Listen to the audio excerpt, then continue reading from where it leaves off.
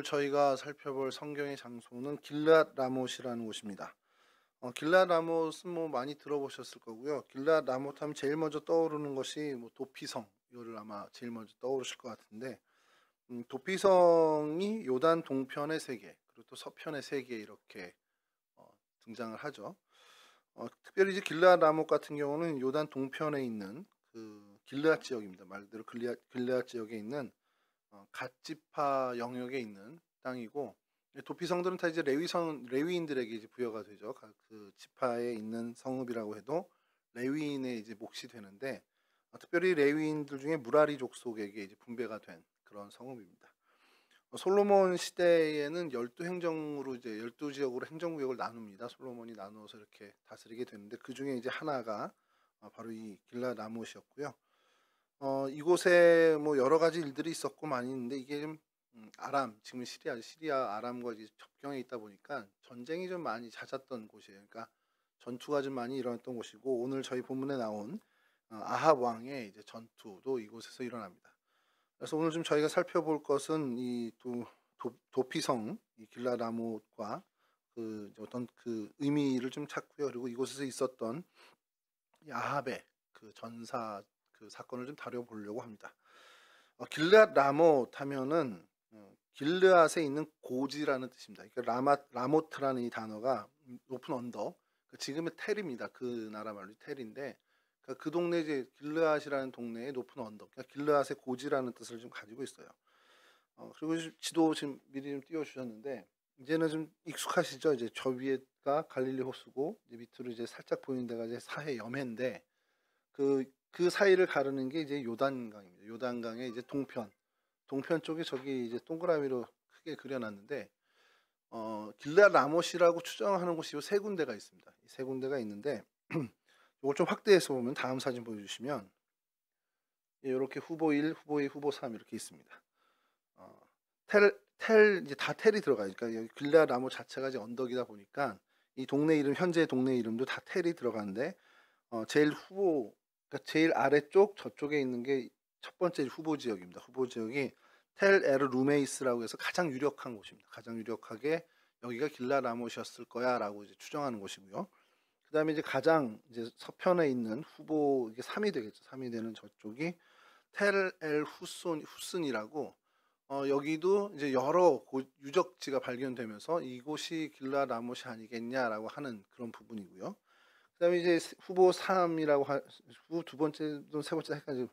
저 위쪽에 있는 게 지금 현재 시리아 국경과 요르단과 시리아 국경에 있는 람사라는 도시입니다. 람사라는 도시인데, 뭐 걔네 발음은 좀 다르더라고요. 람단가 뭐 그렇게 하는데, 여기는 유적지 발굴은 너무 어려운 게 이미 도시가 너무 잘 구성이 돼 있어서 그 도시 하부에 유적지를 몇 개 이제 발견했는데, 여기는 이제 그 명칭이나 이런 여러 다른 좀 자료들을 가지고 여기가 후보지로 좀 이렇게 등극이 된 겁니다.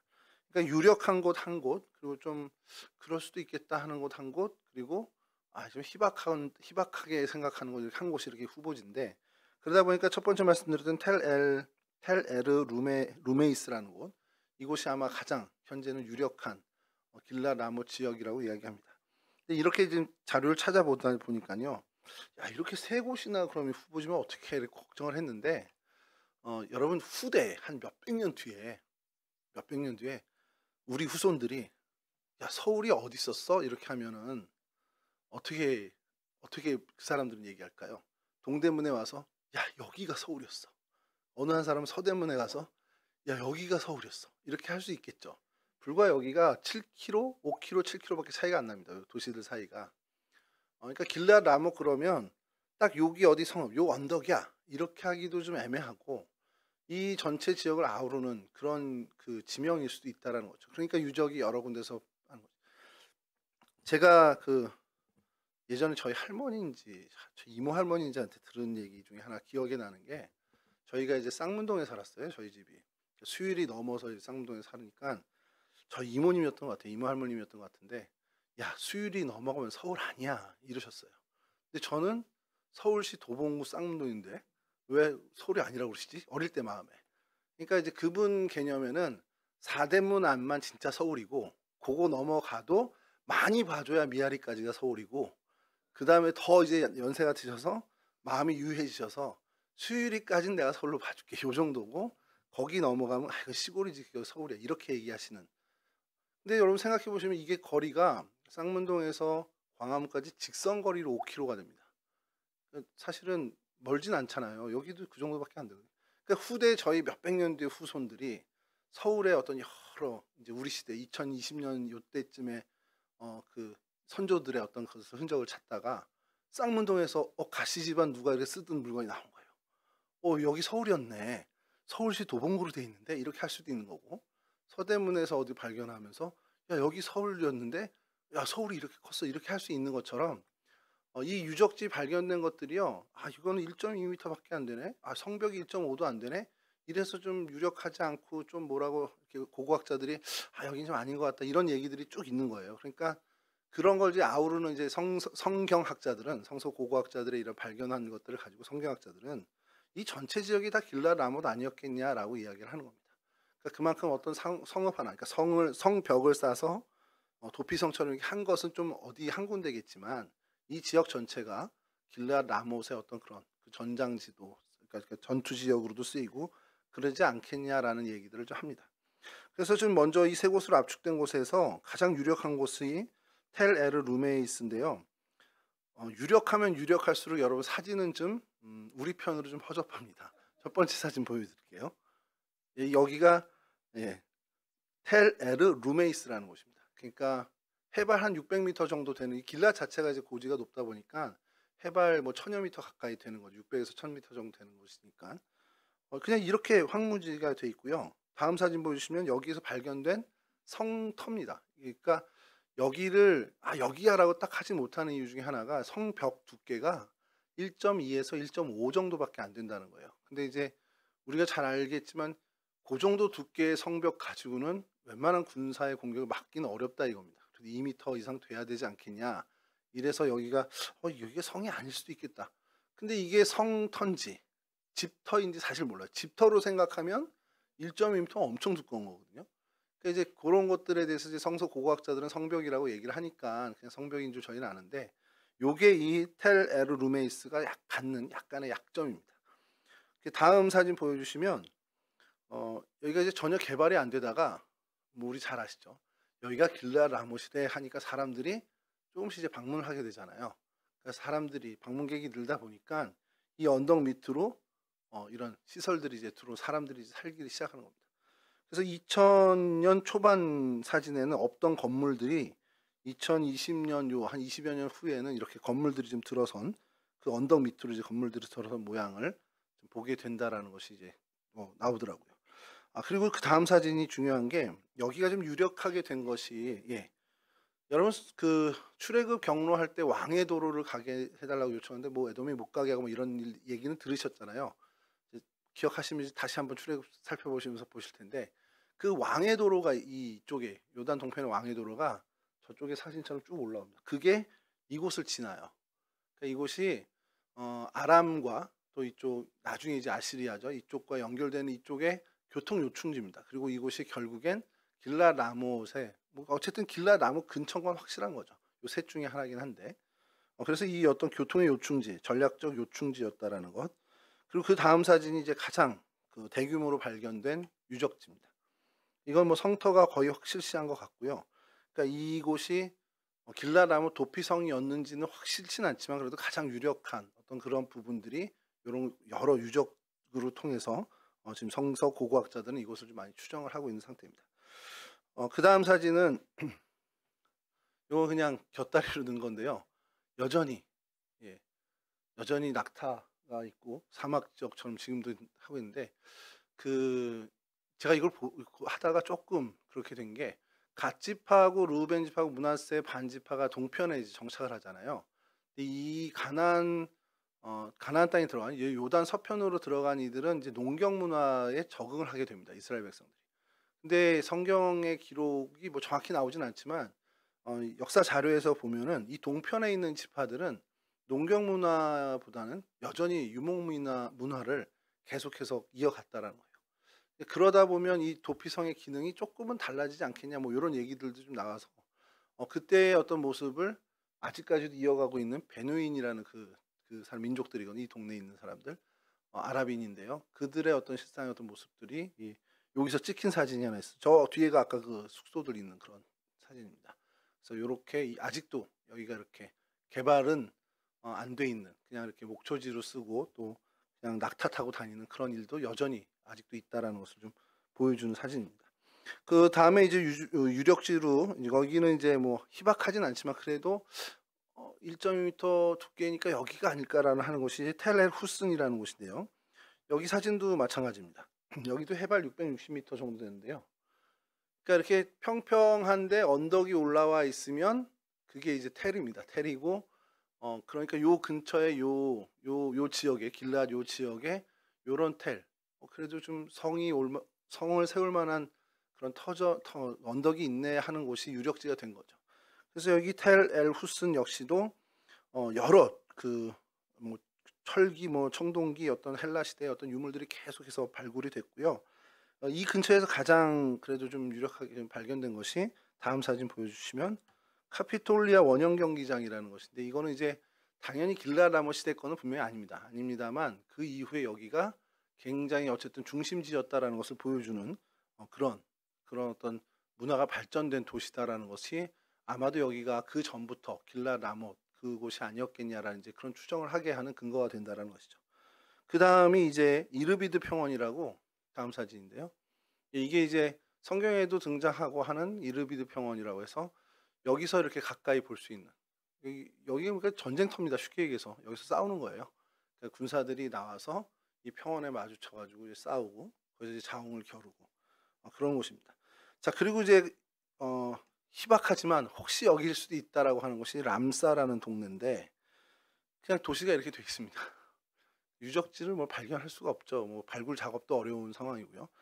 지금 이제 요르단에서 굉장히 큰 도시고요. 다음 사진 보여주시면 이렇게 비옥한 어떤 그런 모습도 갖게 되는데 그러니까 결국엔 이 도시 밑에 유물들이 있을 거라고 추정을 하는 거고 간간히 이제 좀 이제 발견된 것. 근데 여기가 뭐 요르단도 이제 우리가 잘 알지만 이슬람 국가가 됐잖아요. 그래서 이슬람 국가다 보니까 이 다음 사진 보여주시면 이런 모스크, 웅장한 모스크들이 이슬람 사원들이 많이 있는 동네입니다. 그래서 성서 고고학자들이 계속해서 발굴을 할 수 있을지 없을지도 불투명한 상황이고 여기가 길라라못이라고 뭐 추정은 하지만 거의 희박한 상황인 도시입니다.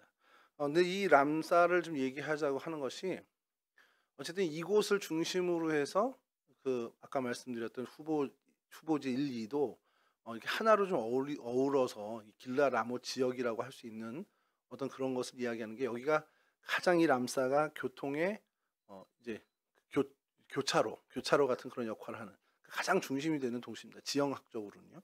그러니까 이곳이 그래서 뭐 배제되진 않고 그래도 이것도 길라라못이 아니겠냐라는 이제 추정을 하는 정도입니다. 그래서 어쨌든 요 지역적인 특성은 이 정도고요. 이게 길라라못이 이제 성경에 좀 언급되는 걸 저희가 좀 살펴볼 텐데 성경에는 정확히 24번이 등장합니다. 이 단어가 길라라못이라고 딱 명시하는 게 24번이 등장하는데 신명기에서 1번, 여호수아에서 2번, 그리고 이제 열왕기 상하에서 8번, 4번으로 가장 많이 이제 등장을 하고요. 역대상에서 1번, 역대하에서 8번이 이제 등장을 합니다. 그러다 보니까 여기에 있는 사건은 결국 열왕기 시대의 사건이 사실 제일 많이 이제 저희들 기억 속에 남을 수밖에 없죠. 말씀드렸던 것 솔로몬 시대에 벤게벨이라는 솔로몬 신하가 12행정구역으로 나눈 그 중에 길라라못을 다스리게 되는 그 신하가 맡게 되는 기사가 있고요. 그게 좀 독특한 어떻게 보면 길라라못에 대한 기술이고 그다음에 가치파 지역에서 이제 무라리 자손이 관할하는 도피성이었다라는 게 사실 저희 기억에는 길라라못 하면 제일 각인되는 이야기입니다. 이게 변방의 성이다 보니까 전쟁이 뭐 계속 치열하게 이루어질 수밖에 없었고 시리아 혹은 아람 뭐 또 수리아라고 이제 표현을 하긴 하는 성경에서 표현하는데 그 아람과 이스라엘 사이의 전쟁이 계속해서 이어져요. 그리고 그 전쟁의 가장 대표적인 게 이제 아합 왕과 여호사밧 왕이 연합해서 이제 아람 왕을 대적하는 그 일, 그게 있었고 또 하나는 전쟁은 아닌데 이 아합이 오므리 왕조잖아요. 이스라엘의 이제 오므리 왕조의 악한 왕인데 이 오므리 왕조의 종식을 이끈 사람이 예후라는 이제 예후 왕조가 시작되는 예후인데 이 예후를 사실은 엘리야가 기름을 부어서 세워야 되는 게 맞는데 그걸 엘리사에게 사명을 넘기고 이제 승천을 해 버렸단 말이에요.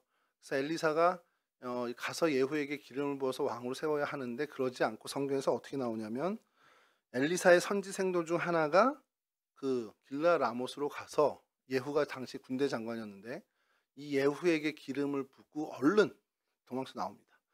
그러니까 이제 사실 모반이니까 이게 두려운 일이잖아요. 예후에게 기름을 붓고 네가 오므리 왕조를 이제 종식시키고 새로운 이스라엘 왕이 될 거라는 하나님의 메시지를 전하는 사건이 벌어지는데 그것도 바로 이 길르앗 라못입니다.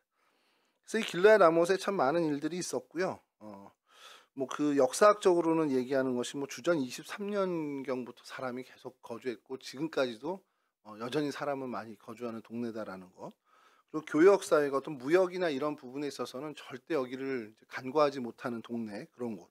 아까 말씀드린 것처럼 왕의 대로를 통과하는 그 경제적인 이동들, 유통이나 이런 것들이 여전히 여기가 굉장히 중요한 역할을 하는 곳이라는 것이 역사의 변천에서 계속 수 있습니다. 농경지로도 좀 많이 있고요. 교통의 요충지면서도 농경지를 소유하고 있고 그러니까 많은 왕들이 탐낼 만한 지역이었다라는 것. 그래서 역사학적으로도 그 아람 그 시리아의 하사엘이나 아수르 뭐 디글랏 빌레셋 이스라엘의 아합도 또 유다의 여호사밧도 이곳을 정말 그 탐냈던 그런 어떤 이 모습을 우리가 성경에서 발견하게 된다라는 겁니다. 아합이 죽은 다음에 하사엘이 남쪽으로 확장하면서 세력을 넓히고 또 아합의 아들 요람 역시도 이곳에서 이제 아람과 싸움을 하다 이제 지게 되고요. 그래서 부상을 당하고 이스라엘로 도망가게 되는 그런 일들도 있었고 아까 말씀드린 것처럼 예후가 엘리사 생도에게 기름 부어 받고 이제 모반해서 반역을 일으켜서 정권을 잡게 되는 것도 여기서 시작이 됐습니다. 뭐 고고학적인 발굴들이 좀 있는데 뭐 제가 신학교 다닐 때 제일 많이 이제 이스라엘 역사에서 이제 이런 것들 많이 했던 교수라고 해야 되나요? 교수가 이제 올브라이트라는 사람이 있는데 그 올브라이트라는 사람이 여기에 대해서 많은 그 고고학적인 발견을 했더라고요. 그래서 뭐 그냥 다 얘기하기 좀 어려운데 그냥 이런 어떤 고고학적인 성터라든지 이런 것들을 다 이제 발굴하고 여기가 길라 라못일 거야라고 했던 것이 사실 이 올브라이트 때문에 이게 좀 많이 주장이 된 것이 아까 이곳입니다. 그래서 뭐 이렇게 고고학적인 발굴도 많이 일어났고 뭐 1976년부터 되게 1967년에서부터 76년까지 그리고 그 이후에 계속해서 지금까지도 아마 그 발굴 작업이 이루어지고 있다라고 합니다. 그리고 뭐 지형적인 특성 뭐 이런 거 많이 나오는데 이제 다른 거보다 뭐 강석회암으로 이루어졌다 이런 거는 뭐 저희가 뭐 그렇게 뭐 공부할 일은 없을 것 같은데 여기가 해발 지역이 높아요. 그러니까 저희가 이스라엘 땅을 좀 전에도 한번 봤지만 이 구릉 지역을 넘어서 요단강 쪽에서 확 떨어지고 다시 요단 동편으로 가면서 좀 높아지면서 이제 이렇게 고원 지역이 되는데 그러니까 이 염해라는 것이 해면보다도 낮잖아요. 그러니까 낙차폭이 너무 큰 겁니다. 그러니까 여기는 해발 1000m 가까이 되는 뭐 600에서 1000m 정도 되는 거고 요단강은 저 염해까지 이르면 0m도 밑으로 마이너스로 가다 보니까 이 낙차폭이 너무 커서 기후나 어떤 이런 강의 유속들 이런 것들이 좀 저희가 생각하는 것과 좀 다른 그런 지형이라는 것을 좀 생각해야 되는 것.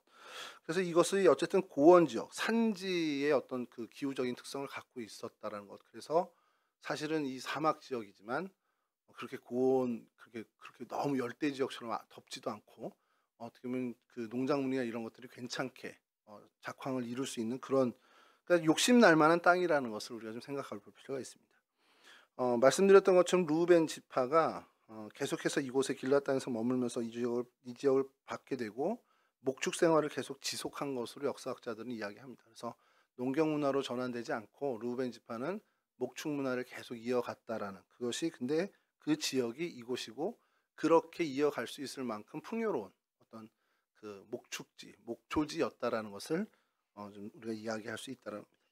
그래서 이곳에 가까이 있는 라빠라는 그 왕의 대로에 있는 도시인데 이 라빠라는 동네 자체 이름이 물의 성, 그러니까 물의 성이라니까 물들의 성, 물의 성 뭐 이런 별칭을 갖고 있을 정도로 물이 풍성한 그런 동네였다라는 것 정도로 우리가 생각하면 좋을 것 같습니다. 예, 길르앗 라못이 이런 동네고요. 길르앗 라못을 생각하면 제일 먼저 떠올랐던 게 아까 말씀드렸지만 도피성인데, 이 도피성에 대해서 좀 잠깐 말씀을 좀 나누면, 도피성은 하나님이 어쨌든 지정하신 거죠. 하나님이 만드신 제도입니다. 그래서 민수기 35장 먼저 말씀을 좀 읽어드리면, 민수기 35장 10절에서 14절인데요. 이스라엘 자손에게 말하여 그들에게 이르라. 너희가 요단강을 건너 가나안 땅에 들어가거든 너희를 위하여 성읍을 도피성으로 정하여 부지 중에 살인한 자가 그리로 피하게 하라. 이는 너희가 복수할 자에게서 도피하는 성을 삼아 살인자가 회중 앞에 서서 판결을 받기까지 죽지 않게 하기 위함이니라. 너희가 줄 성읍 중에서 6 도피성이 되게 하되 세 성읍은 요단 이쪽에 두고 세 성읍은 가나안 땅에 두어 도피성이 되게 하라. 요단을 넘어가기 전에 하나님이 모세를 통해서 이러한 도피성의 제도를 얘기해 주십니다. 그러니까 이곳에 세 곳, 그리고 이제 요단강 건너가서 그곳에 세 곳, 총 6개를 지금 도피성으로 지정해봐. 이렇게 얘기를 하세요. 그게 민수기 35장에 하나님이 모세에게 명령하는 장면이 나오고, 이게 여호수아 20장에 가서 실행이 됩니다. 여호수아 20장 7절에서 8절인데요. 이에 그들이 납달리의 산지 갈릴리 게데스와 에브라임 산지의 세겜과 유다 산지의 기럇 아르바 곧 헤브론과 여리고 동쪽 요단 저쪽 루벤 지파 중에서 평지 광야의 베셀과 갓 지파 중에서 길랏 라목과 므낫세 지파 중에서 바산 골란을 구별하였으니, 그러니까 이제 민수기에서 하나님이 명령하시고 여호수아에서 이게 실행되는 것을 저희가 이제 보게 되는 겁니다. 어릴 때 그 성경 퀴즈 때문에 이 도피성 외우는 게 너무 어려운 거예요. 그래서 U자로 이렇게 하면서 개세기, 백일바 뭐 이렇게 약간 욕처럼 해가지고 이렇게 외웠는데, 그게 아직도 기억이 나더라고요. 그래서 이게 어릴 때 가르치는 게 중요하구나. 교회학교에서 어릴 때 아이들에게 빨리 성경을 더 많이 가르쳐야 애들이 제 나이 돼서도 기억을 하겠구나라는 생각을 좀 해봤습니다.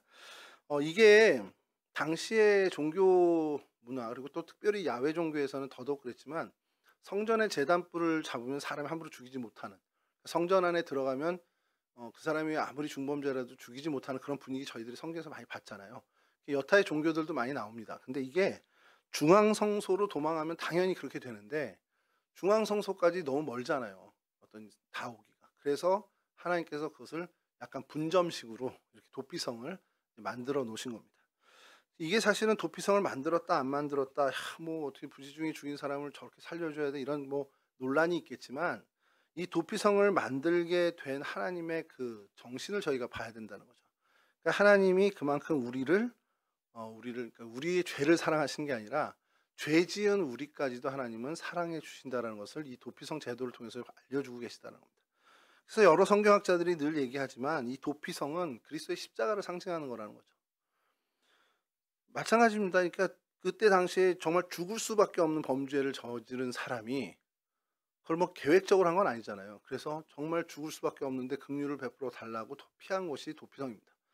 십자가 아래로 피하는 우리도 마찬가지죠. 우리가 정말 죽을 수밖에 없는 죄인임에도 불구하고 십자가 긍휼 아래 저희가 머물게 될 때 이 생명을 부지하게 되는, 생명을 하나님께서 건져주시는 그 은혜를 우리가 누리는 것처럼 이 도피성의 정신은 결국 십자가의 정신이라는 거죠.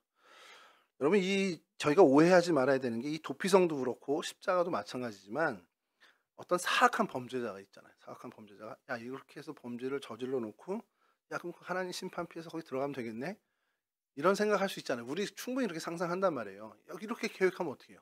근데 하나님은 그런 사람들을 위해서 만든 도피성이나 십자가 은혜가 아니고, 내가 정말 죄인이고 내가 정말 죽을 수밖에 없는 죄인이네, 그것을 깨닫고 하나님 은혜와 하나님 긍휼밖에 없구나, 내가 살 길은 하나님의 은혜를 얻는 거고 하나님의 자비밖에 없구나라는 것을 고백하면서 회개하는 사람이 들어오는 것이 도피성이고 십자가 은혜라는, 십자가의 그늘이라는 겁니다. 그러니까 뭐 그렇게 뭐 사악한 계산해서 들어왔다 치죠. 뭐 그런 사람이 없지는 않겠지만, 있다 치면 하나님이 모르시겠냐는 거예요.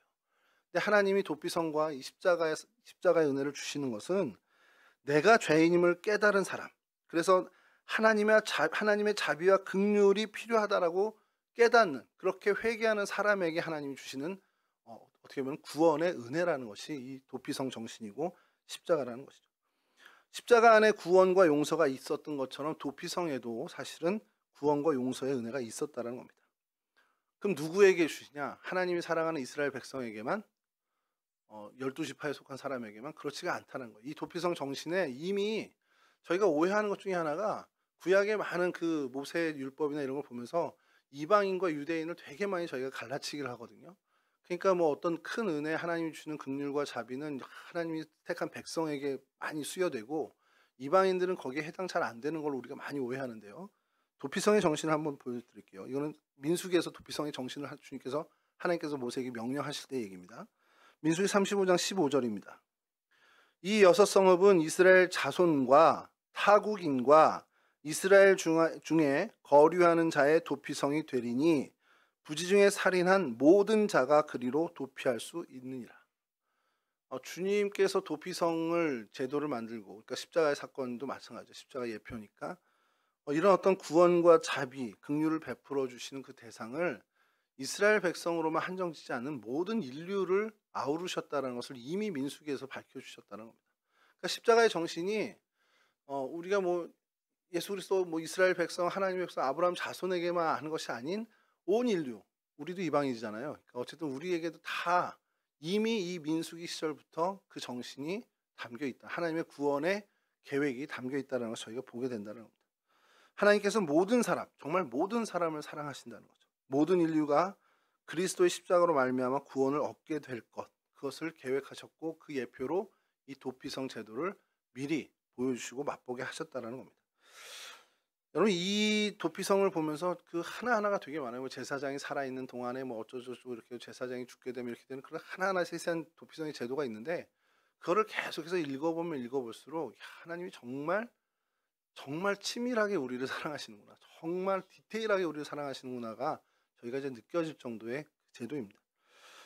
여러분, 우리가 실수하기 마련이죠. 사람은 실수나 누구나 다 하죠. 잘못 다 합니다. 근데 중요한 건 그 실수를 인정하고 하나님 앞에 나오냐 안 나오냐가 큰 거죠.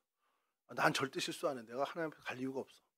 그럼 그냥 망하는 겁니다. 근데 나는 실수하는 존재고, 난 죽을 수밖에 없는 존재고, 나는 은혜가 필요한 존재고, 난 하나님께 나가야만 하는, 나는 하나님이 필요한 존재야라는 것을 아는 것이 중요하다라는 겁니다. 그래서 하나님께서 나의 실수, 우리의 실수를 용납하시고 또 용서해 주시는 그 은혜를 얻으면 우리가 해야 할 것은 다른 사람의 실수를 내가 용납하는 그런 사람으로, 그런 사랑의 사람으로, 하나님을 닮아가는 성품의 사람으로 가야 된다는 것이죠. 여러분, 이게 사실은 도피성의 정신이고, 그 도피성의 한 곳이었던 길라 라못을 저희가 오늘 다루면서 한 번은 좀 되새겨 봐야 하는 중요한 이야기라는 것이죠. 자, 그러면 이제 이 도피성의 정신을 좀 저희가 살짝 살펴봤는데, 그럼 이 길라 라못, 여기서 일어난 한 사건을 좀 저희가 좀 찾아볼 필요가 있겠다 싶은 겁니다. 이런 사람의 생명을 요즘 좀 생각하게 되는 게, 오늘도 유튜브 알고리즘 때문에 한분리에서도 계속 그 시청 앞 그 교통사고를 다루는 걸 여러 차례 이렇게 좀 반복해서 보게 됐습니다. 너무 허망하지 않아요? 근데 이제 그게 왜 알고리즘이 그렇게 띄었는지 모르는데, 어제 저녁에 어느 은평구의 아파트 앞에서 일본도로 사람을 찔러서 죽인 그 사건. 근데 그 피해자가 초등학교 두 아이의 아버지. 그러니까 너무 평범한 가장이었다는 거. 그리고 살짝 밝혀진 것이 저 사람이 자기를 계속 스토킹했다라고 얘기하면서 죽였다라는 그 가해자의 이야기가 살짝 이제 오늘 나왔는데, 그러면서 그냥 드는 생각이, 어떻게냐, 어느 날 하루아침에 갑자기 저 집안은 어떻게 된 거지? 그러니까 뭐 잘못한 게 아니잖아요. 어떤 전조가 있었던 것도 아니고. 그러니까 이게 어떻게, 사람의 생명이 어떻게 이렇게 허망하게 가지? 이런 생각을 좀 하게 되는 거예요. 그러면서 이제 저희가 이제 제가 이제까지 겪어왔던 많은 생각들을 하면서, 사람 생명이 참 어떤 때는 질긴 듯 하다가도 약하고요, 어떤 때는 굉장히 연약한 듯 하다가도 굉장히 생명력이 강한 그 질긴 걸 보게 됩니다. 그러면서 성경에서도 그런 일들을 많이 보죠. 성경에서도 정말 이제 망할 것 같은데 끝났구나 했는데도 계속해서 살아나고 하나님 구원해 주시는 걸 보고, 또 야, 이렇게까지 명성이 올라가고 이 사람은 정말 완전히 죽은 길을 이뤘네 하는데도 어느 날 순간 하나님의 그 심판으로 딱 그날 그 자리에서 끝나는 경우도 좀 보게 돼요. 그러니까 사람이 행복하게 정말 오래 장수하는 것들이 있고, 또 정말 좋은 날들을 보내는 게 사실 소망인데, 성경에 보면은 드물지 않게 비참한 상황으로 목숨을 잃는 경우를 좀 보게 됩니다. 그리고 오늘 그 한 사람이 바로 아합이라는 사람인데요.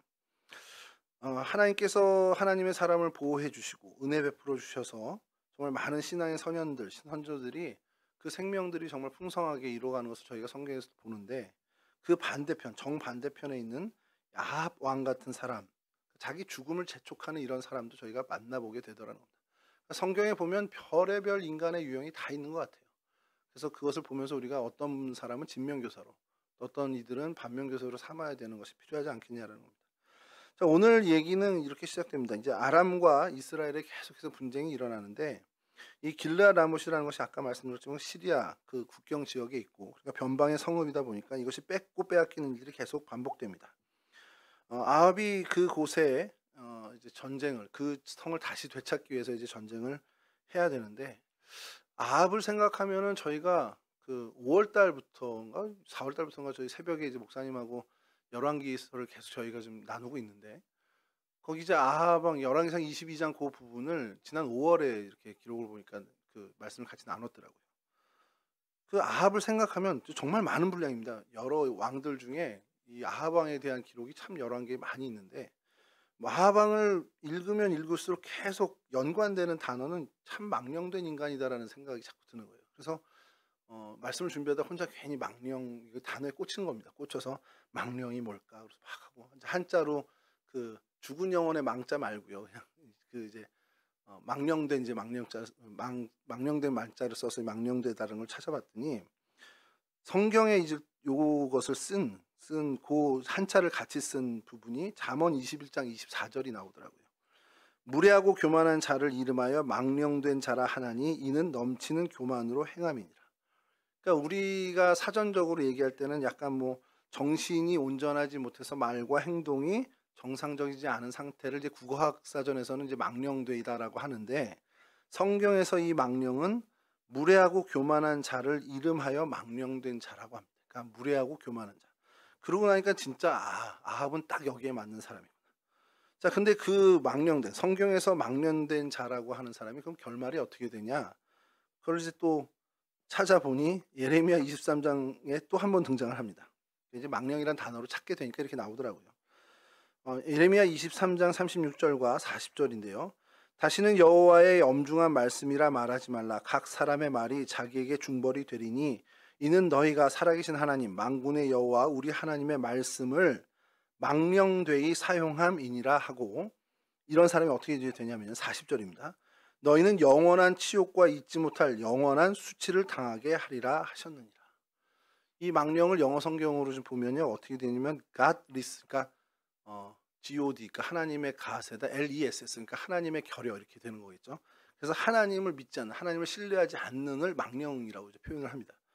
그러니까 이게 하나님에 대해서 믿음도 신뢰도 인정하지도 않는 거를 이제 영어는 이제 영어 성경은 그거를 이제 망령되다라고 하는 거죠. 아합 왕이 딱 이랬던 사람인 거죠. 이스라엘의 왕이 되었음에도 불구하고 그는 하나님과는 전혀 무관한. 그러니까 새벽에도 말씀을 한번 좀 나눈 적이 있는데, 북이스라엘의 왕의 길은 두 가지였습니다. 여로보암의 길과 아합의 길이었어요. 여로보암의 길은 하나님을 입술로는 찾지만 본질적으로 우상을 숭배하는 그 모습. 아합은 아예 하나님 배제하고 그냥 우상을 숭배하는 그런 모습이죠. 어쨌든 이 아합이 이 하나님으로부터, 그러니까 성경에서 아합을 계속해서 가장 악한 왕, 가장 악하고 악한 왕으로 이야기합니다. 그러니까 최악의 최악이죠. 최악의 최악을 얘기하는데, 이 최악의 최악을 하나님께서 어떻게든 이제는 심판을 하시려고 작정을 했습니다. 그리고 오늘 우리가 읽은 본문에서 어떻게 이 아합을 길르앗 라못으로 데리고 가서 죽이지? 이렇게 하나님이 궁금해 하시는 거예요. 이거 참 굉장히 어떻게 보면 동화 같은 얘기잖아요. 그랬더니 어느 영들이 나와서 이렇게 하면 어떨까요? 저렇게 하면 어떨까요? 회의가 열린 겁니다. 근데 한 영이 나와서 내가 거짓말 영이 돼서 아합 왕의 주변의 선지자들의 입에 들어가겠다. 그래서 그를 길르앗 라못으로 끌어내서 죽이겠다라는 것이 오늘 본문의 이야기입니다. 이렇게 하나님께서 치밀한 계획을 짜서 죽이기까지 하고 싶어한 왕이 아합 왕이라는 거예요. 이 망령된 왕이라는 거죠. 자, 이 아합이 그럼 이제 왜 길르앗 라못을 가게 되는지 하나하나 좀 보게 되면, 이 접경적 변방에 있던 이 길르앗 라못을 이미 뺏긴 상태, 지난 전쟁에 의해서 뺏긴 상태였어요. 그래서 다시 전쟁을 일으켜서 벤하닷이라는 아람 왕을 사로잡게 됐습니다. 이거 하나님이 은혜를 주신 거죠, 나름대로. 그랬더니 이 벤하닷 왕이 이제 영리하게 머리를 잘 짠 겁니다. 그래서 그것을 이렇게 얘기합니다. 열왕기상 20장 34절인데요. 베나닷이 왕께 아뢰되 내 아버지께서 당신의 아버지에게서 빼앗은 모든 성읍을 내가 돌려보내리이다. 또 내 아버지께서 사마리아에서 만든 것 같이 당신도 다메섹에서 당신을 위하여 거리를 만드소서. 아합이 이르되 내가 이 조약으로 인해 당신을 놓으리라 하고 이에 더불어 조약을 맺고 그를 놓았더라. 아람 왕이 어쨌든 베나닷, 아합이 아람 왕 베나닷을 사로잡고 이제 길라다 모시고 뭐고 다 차지할 수 있었는데, 이 베나닷이 지혜를 발휘하고 세치어로 이렇게 용단을 해서 결국엔 살려주게 됩니다. 근데 이 베나닷이 약속을 지켰을까요? 안 지켰죠. 안 지켰으니까 이 아합 왕이 열이 난 거예요. 열이 나서 다시 이 전쟁을 일으키게 됩니다. 그래서 길앗 라못을 다시 뺏어 오려고 이제 전쟁을 일으키게 되죠. 자, 그때쯤에 선지자 한 사람이 등장을 하는데, 요건 좀 읽기는 39절부터 읽을 텐데, 그 39절 앞이 뭐냐면, 선지자 한 사람이 이제 하나님 말씀을 전하는데 옆 친구한테, 이게 되게 재밌는 얘기입니다. 그래서 야, 너 나 한 대 쳐. 그랬더니 얘가 내가 널 왜 쳐? 그래서 안 친 거예요. 그러니까 하나님이 너 보고 치라고 했는데 네가 안 쳤으니까 너 나가서 사자한테 물려 죽을 거야. 그래서 사자한테 물려 죽어요. 그리고 또 한 친구에게 이제 너 나 좀 쳐봐. 하나님 나를 치랬으니까 쳐봐. 그랬더니 쳤습니다. 그러니까 이제 얼굴이 만시창이가 됐겠죠. 그래서 그 부상자로 변장을 하고 아합 왕이 지나가는 길에 나가서 숨어 있습니다. 변장을 하고 숨어 있는 겁니다. 그 이후의 얘기가 이렇게 진행되네요. 열왕기상 20장 39절 이하인데요.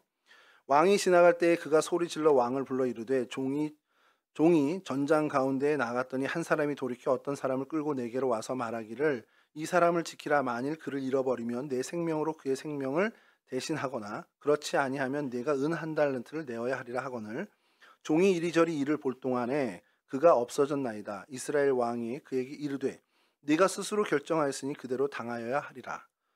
그가 급히 자기의 눈을 가린 수건을 벗으니 이스라엘 왕이 그는 선지자 중에 한 사람인 줄 알아본지라. 그가 왕께 아뢰되 여호와의 말씀이 내가 멸하기로 작정한 사람을 네 손으로 놓았은즉 네 목숨은 그의 목숨을 대신하고 네 백성은 그의 백성을 대신하리라 하셨나이다. 이스라엘 왕이 근심하고 답답하여 그의 왕궁으로 돌아가려고 사마리아에 이르니라. 그러니까 이게 무슨 얘기냐면 이제 선지자가 변장을 하고 누가 나한테 맡겼는데 전투하다가 맡겼는데 이 사람 놓치지 말고 잘 보라는 거예요. 놓치면 얘 죽어야 되는데 네가 잃어버리면 네 목숨으로 대신해라, 이 얘기를 했다는 겁니다. 그 얘기를 했더니 이스라엘 왕 아합이 야, 네가 그렇게 선택했으니까 당연히 네 목숨 내놔야지, 이렇게 얘기한 거예요. 그러니까 이제 자기가 선지자인 것을 밝히면서 베나닷을 하나님이 죽이려고 생명값을 하려고 놔뒀는데 네가 살려줬으니 그 생명값 네가 대신해라, 그렇게 얘기를 하는 겁니다. 그러니까 너 이런 저런 이유 때문에 너는 이제 죽을 거다라는 것을 이야기합니다. 그러니까 이스라엘 왕이 이 선택을 하게 된 이유를 저희가 좀 찾아봐야 되겠죠.